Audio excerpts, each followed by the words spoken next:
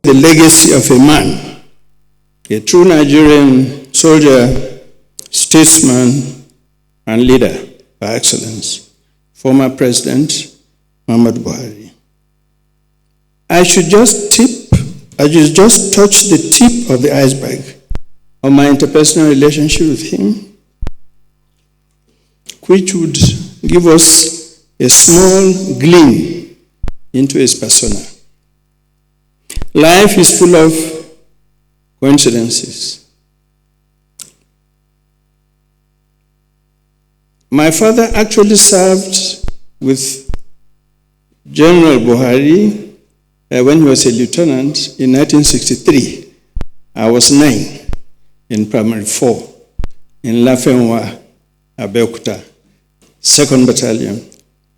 He told me this himself one day under the shade of a tree in his Kaduna residence, that he served first in Abeokuta. He was commissioned. And I said, but my dad, we were all there at the time. Of course, I didn't know him. I was just a child. I only came to know him 11 years afterwards, in 1974. At the time, I was serving in a 3-recce regiment in Port Harcourt, and he had just been posted in as the Colonel General Staff of the division. He was slim, tall, no pot belly, soft-spoken, and he wore his starched uniform well. All the officers respected and admired him, and he was highly regarded. But my proximity to him increased in 1977-78 when I was ADC to General Tiwad Anjuma, then Chief of Army Staff. He was then Minister of Petroleum. He often consulted with the chief then, and when he came to the office, he was never harsh to us young officers. He was kind, easygoing, and he chatted with us. And occasionally when he came to see the general, and he was too busy to see him at that particular moment because he was working, he waited patiently. Unlike some of his colleagues, who, I will not repeat some of the words that they used, most unkind remarks sometimes, but he was always calm and happy. And his residence was actually just behind the ADC's residence. He lived then on Thompson Street at the back, and we lived on Webb Road in Ikoyi. And often when I take messages to him, there was my favorite Kununzagi, always. That's what we used to serve in that in his residence. I won't forget it. Now, in 1983, When he was appointed GOC 3 Armored Division, we, the Corps Armor officers, objected. We thought that he ought not to have been the GOC when there were officers like Sadu Ibrahim, who were Corps Armor officers. And because of the nature of IBB then, as we all know, he was open to officers, loved, well regarded, and you could tell him almost anything. The Sultan can testify to that. He was always ready to listen. And so we approached him and said, why did he post an officer of the ST to be the first GOC Armored Division? And IBB said, calm down, I know what I'm doing. He's a fine officer and he will do well.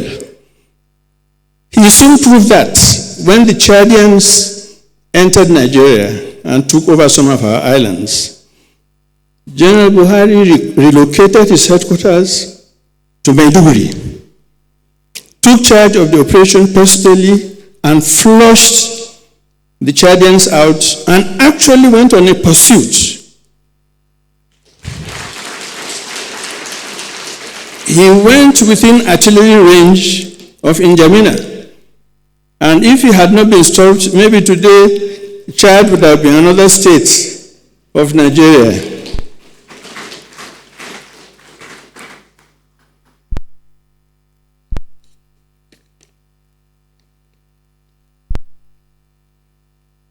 Now, the president was a man of principle.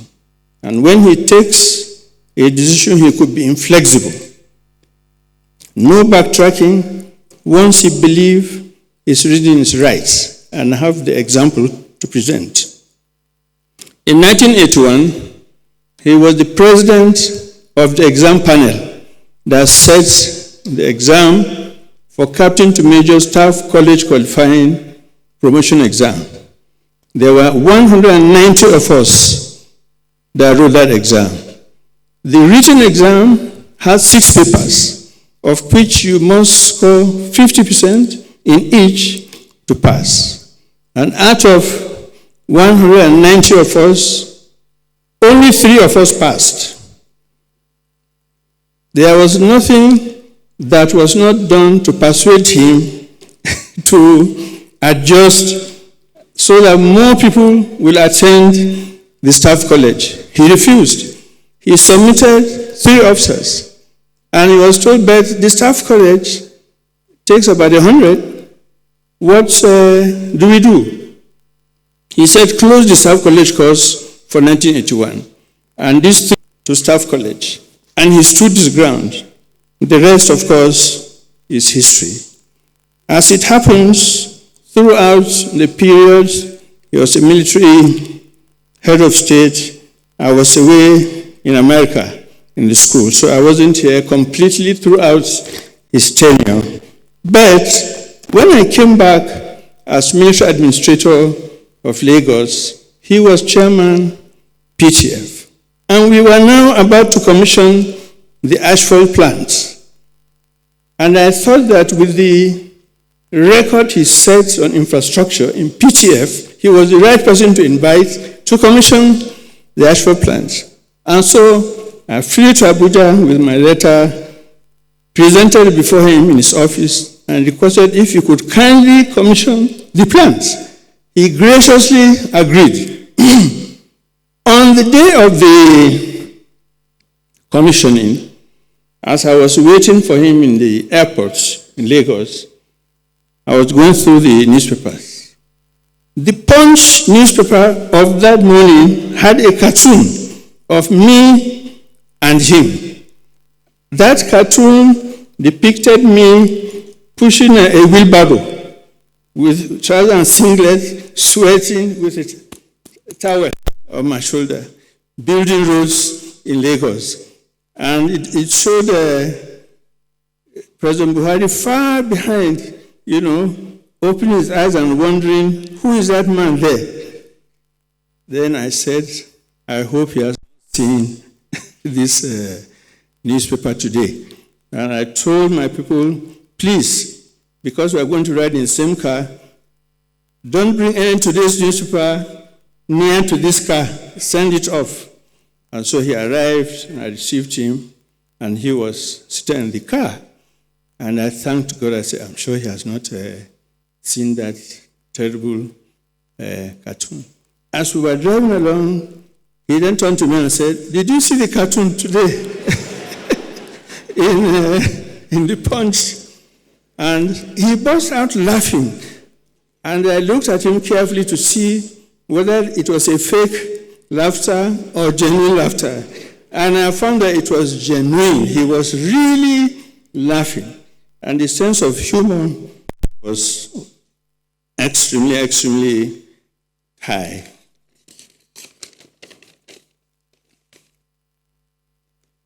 I joined politics with the CPC. He was, of course, as we all know, loved by the masses, actually adored by the masses. And in CPC, there was no money, as we all know. But somehow, he got those millions and millions of votes.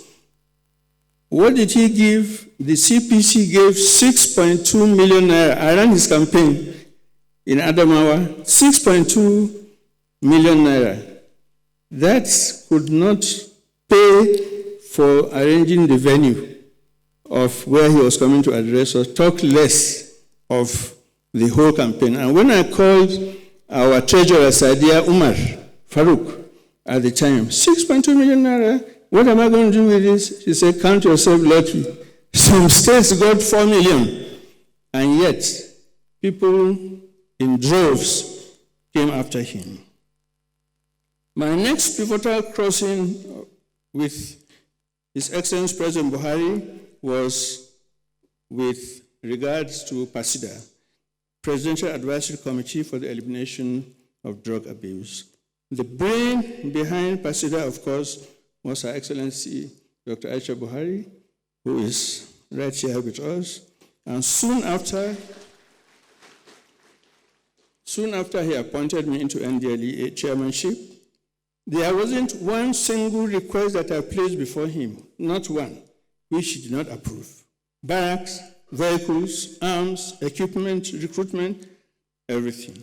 And I'm happy to say that the support we received from President Buhari to the agency was continued and even amplified by his successor, His Excellency President Bola Ahmed Tinubu, GCFR, who graciously renewed my tenure just 4 weeks ago. Thank you very much for the honor, Your Excellency.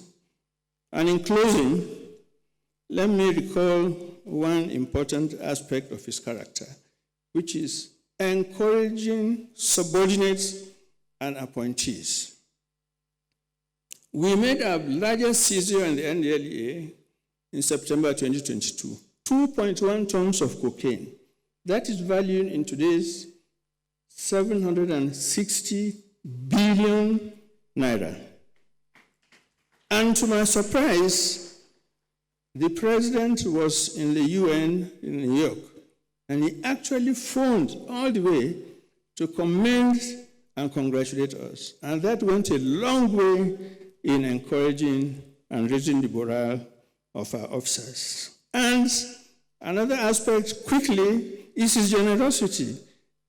I think most people think that he's tight-fisted. Well, that's not the experience that I had, because one day we were just talking, and I said, I'm going for a medical checkup.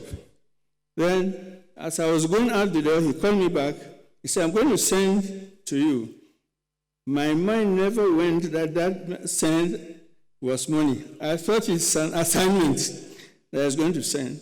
And eventually, he sent a very handsome amount. Look at the amount, if you can see it. Handsome amount, so he was quite generous. So wrapping up, the man whose legacy we celebrate today was a man of honor, a man of character, a man of integrity, and a man of principle. an officer and a gentleman, a man who loved the masses and the masses loved him back, a soldier who fought for the territorial integrity of Nigeria, a true statesman. May the Almighty Allah grant him Al-Jannah Firdausis and continue to protect and bless his family. And may the Almighty Allah continue to bless and protect His Excellency, the President Bola Ahmed Tinubu, and his esteemed family. Thank you for listening. Commander-in-Chief of the Federal Republic of Nigeria, President Bola Ahmed Tinubu, Your Excellency, the President of Gambia, Your Excellency, the First Lady of Federal Republic of Nigeria, distinguished Senator Remu Tinubu, Your Excellency, the former First Lady, Mrs. Buhari, Your Excellencies, the governors here present, the Sultan of Sokoto, other distinguished ladies and gentlemen, I felt honored standing before you to respectfully comment on a father, a gallant soldier, a commander, and people's general, that is late President Buhari.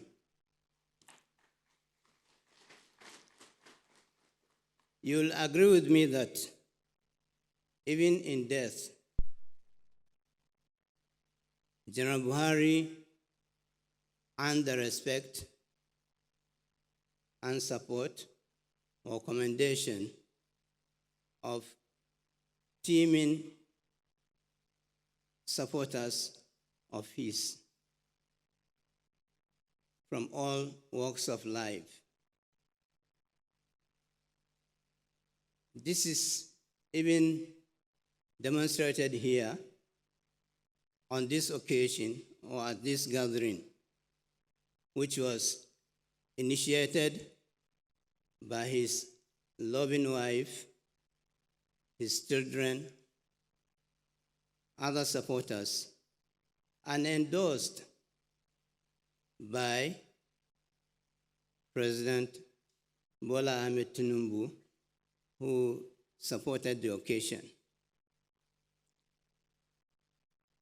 President Tinubu, as we know, is a brother, is a friend, is an ally, and political strategist of President Buhari. I recall in 2019, President Bola Ahmed Tinubu was shuttling between Lagos and Abuja as master strategist to ensure that President Buhari got re-elected in 2019 for the second term. I was privileged to see part of the strategist marshaled out by President Bola Ahmed Tinubu. And it gave me confidence when a delegation from EU visited my office and raised concern that they hope none of the agencies will do something to rig the election in favor of General Buhari. Confidently, I replied to them that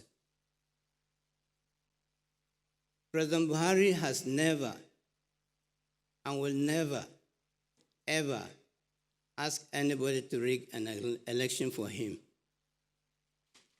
He had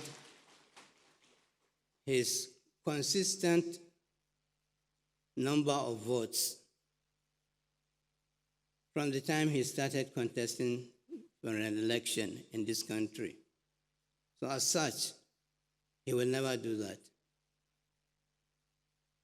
Then, I told them that if you are thinking of somebody rigging an election here in this country, even though there is no perfect election anywhere in the world, we recall in America, for instance, when Al Gore said, it is too close to call, but it is not going to happen here. Nobody is going to rig anybody here. After the election, when General Buhari won the election, the EU delegation, one of them came to me and said, congratulations. What you told us is the truth. I said, no. I have the opportunity of going through some strategies of President Bola Ahmed Tinubu. I think he read The Arts of War, which said, war is politics with bloodshed, and politics is war without bloodshed. And he perfected everything. He reviewed it and ensured that all the predictions he made, they came to pass.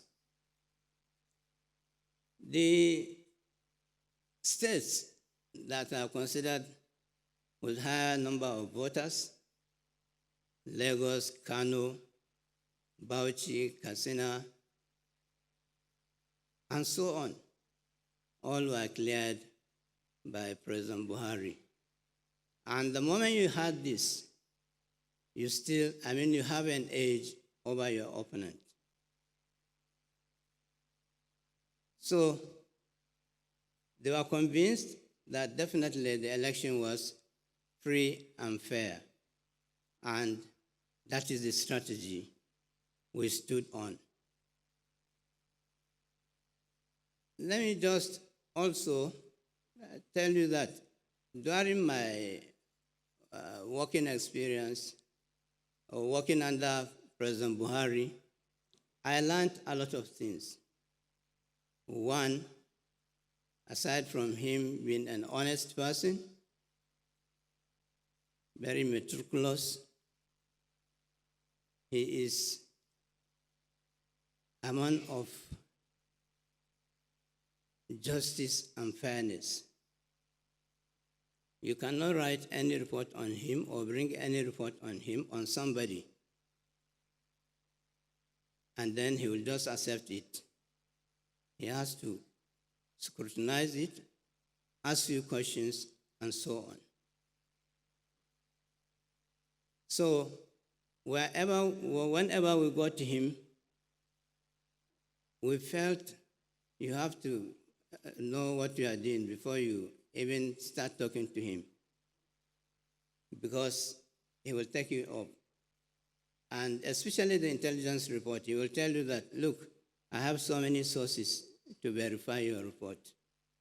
Based on that, he put you on your toes. 2, President Buhari has never, ever interfered in what we do.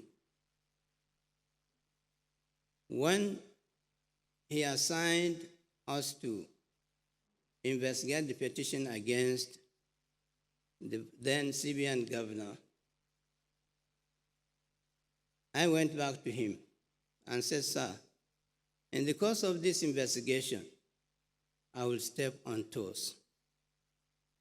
Then he looked at me, adjusted his seat, and asked me, have I ever asked you or interfere with their job? I said, never, never, sir. You have not. He said, okay, go. Even if it is Yusuf, you find one thing, deal with him. Don't come back to me. I also learned something from him. He is very fearless.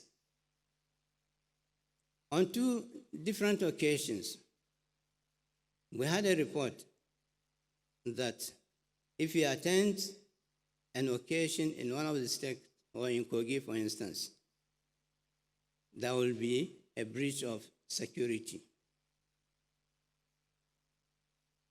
That report was passed to him when they were airborne, and the CSO and the scope told him that there are some people who are trying to breach the security when you arrive in Kogi.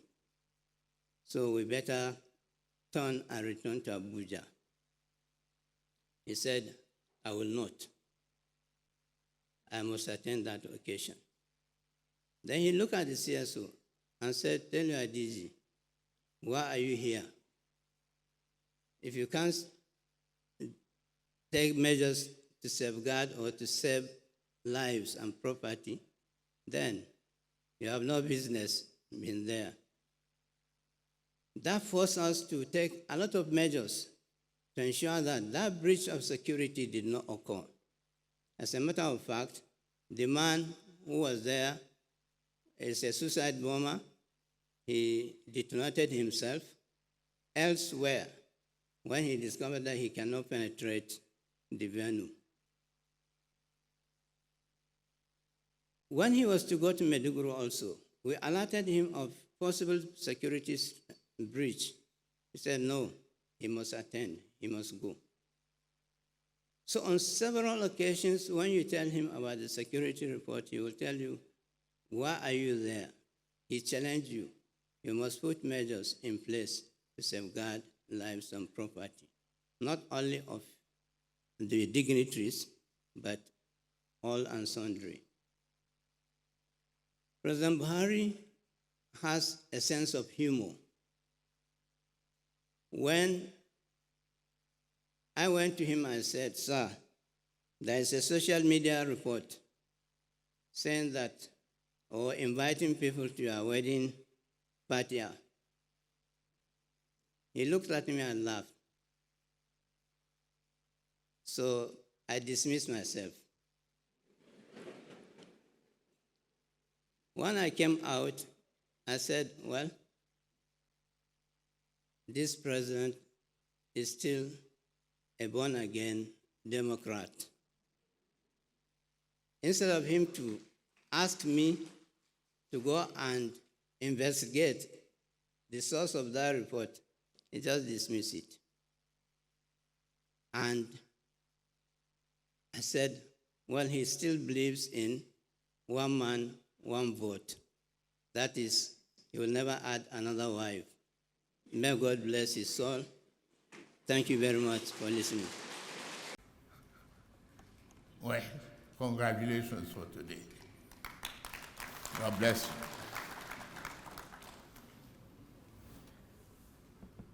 All members of the National Assembly, the state governors, particularly the governor of Katsina,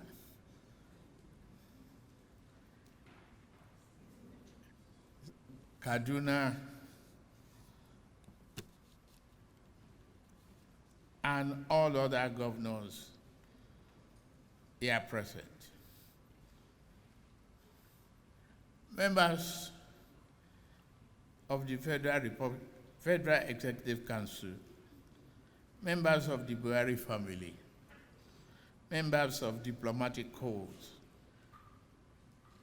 former state governors, former ministers, former security advisors, traditional rulers, particularly His Eminence, the Sultan of Sokoto, former service chiefs and former IGPs,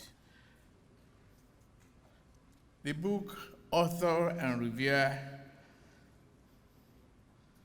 gentlemen of the press, invited guests, distinguished ladies and gentlemen.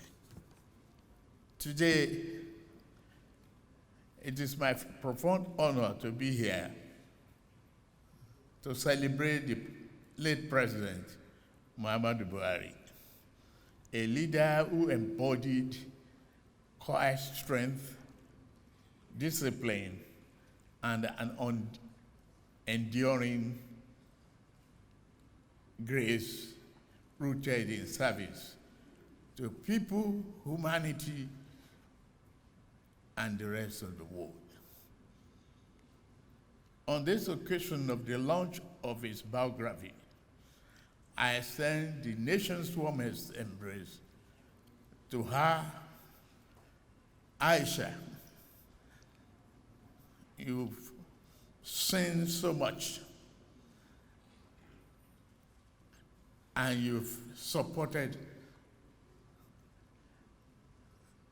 him greatly. I know you miss him. The children and the grandchildren, you have my condolence. You will find comfort in knowing that the prayers of Nigerians are with you, and that the Buhari's name will continue to inspire noble services for generations yet unborn.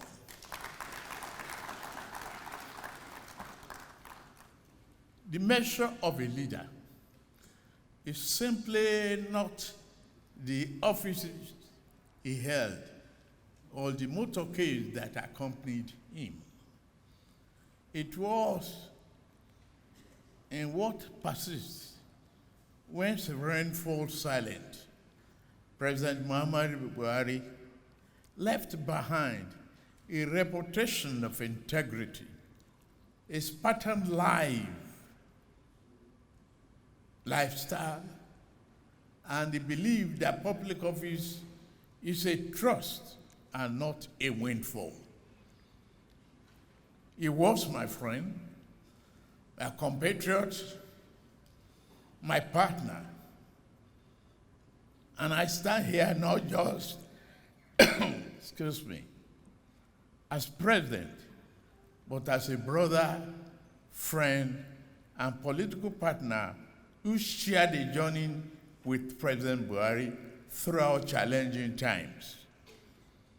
Together, we built a broad coalition, campaigned across the country, and proved that Nigeria could chart a new course. Our movement united diverse interests and achieved an historic victory in 2015 by unseating an incumbent president, thus reshaping Nigeria's political landscape. The coalition we built in 2014 is now the fastest growing political party in Africa today. And that growth continues. The book reinforces the public's memory. It outlines achievements and flaws, as all honest histories should do. It should motivate future leaders to learn lessons rather than repeat slogans. Buhari was just a simple man, honest, respected, unassuming, and full of good sense of humor in his simplicity. In that spirit, let us reflect on the enduring pillars of President Muhammadu Buhari's legacy. First, humility. President Buhari preferred simplicity over ornamentation. He believed that a leader must first discipline in himself before he can discipline a system. He lived modestly, and he carried the dignity of that modesty into power. Second, security. President Muhammadu Buhari recognized that security is the foundation of citizenship and prosperity. He invested in platforms and personnel, improved capacity across our armed forces, and pushed for reform that endured beyond headlines. He understood that safety requires protection, both in state and in its citizens. Third, with vision, he understood the importance of long-term thinking, constructing bridges, restoring railways, building roads, modernizing our airports, renewing critical infrastructure, while prioritizing maintenance and sustainability. Fourth, social justice, he believed in targeted social investment to ensure that the state did not ignore the poor and the vulnerable. These are the pillars of his legacy.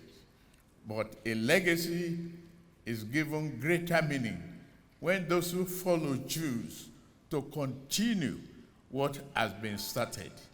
That is my duty, and I pledge that one today. President Muhammadu Buhari loved this country consistently, morning after morning, decision after decision, straight through to the oath he took. That is why even those who disagree with him often acknowledged his honesty. Our political journey together taught me that cooperation across differences is not weakness, it is wisdom. Nation building demands that we complete passionately and we compete dispassionately. Govern responsibly. President Muhammadu Buhari understood that the contest ends when the oath begins. In his memory, let us keep our politics honorable and our governance focused on results. Nigeria is greater than any tribe, language, faith, or political party. This book reminds us that one life lived with restraint and responsibility can inspire a nation. True nation building is the work not just of leaders, but of the entire citizenry. I thank the author of this book for enriching our collective memory, for collecting facts and testimonies, and for refusing to reduce a complex life to simple lines. May this book reach widely into classrooms, libraries, and the quiet desk of young Nigerians as they decide what kind of leader they wish to become. My dear brother, President Muhammadu Buhari, though you are no longer with us, your impact endures. We will honor and build upon your legacy, not just by invoking your name, but by delivering results with discipline, compassion, and resolve. May Almighty Allah grant him mercy and Jannatul Firdaus and bring comfort to all of you, the family members, immediately. May he bless Nigeria with unity, wisdom, and peace. Nigeria will endure, prevail, and prosper through our efforts and God's grace. Thank you very much. God bless the Federal Republic of Nigeria. Thank you.